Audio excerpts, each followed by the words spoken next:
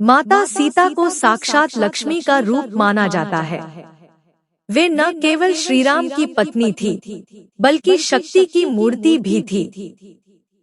उनकी शक्ति का अंदाजा इस बात से लगाया जा सकता है कि वे चाहती तो रावण को उसी समय भस्म कर सकती थी जब वह उनका हरण करने आया था।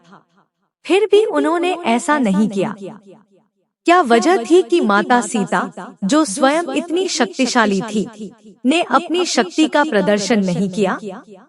इसके पीछे एक गहन कथा और संकल्प छिपा है, जिसे समझना आवश्यक है।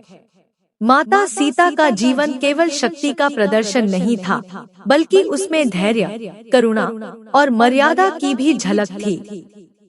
जब रावण ने उन्हें अशोक वाटिका में बंदी बनाया, तब भी वे उसे भस्म करने की क्षमता रखती थी।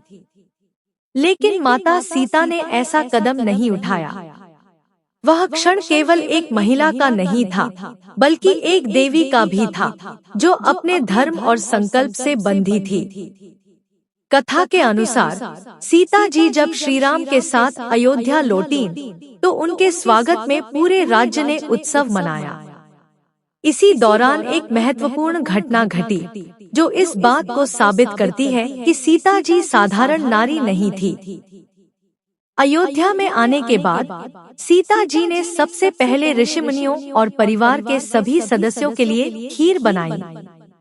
यह खीर न केवल स्वाद में अद्वितीय थी, बल्कि सीता जी का प्रेम और समर्पण भी उसमें समाहित था।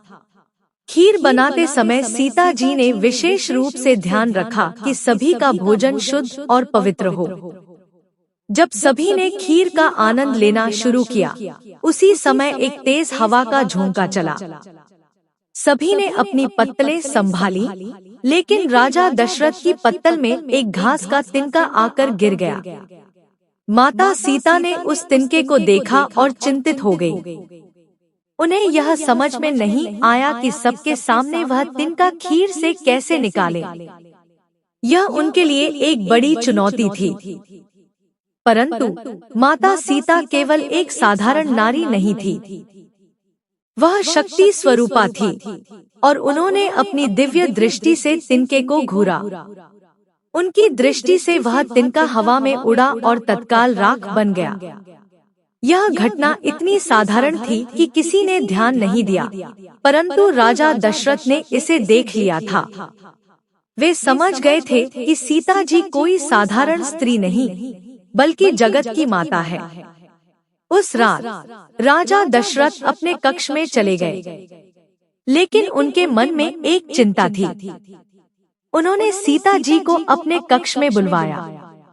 जब सीता जी आईं, तो राजा दशरथ ने उनसे कहा, मैंने तुम्हारा चमत्कार देखा है। अब मैं जानता हूँ कि तुम कौन हो, लेकिन मैं चाहता हूँ कि तुम एक वचन दो।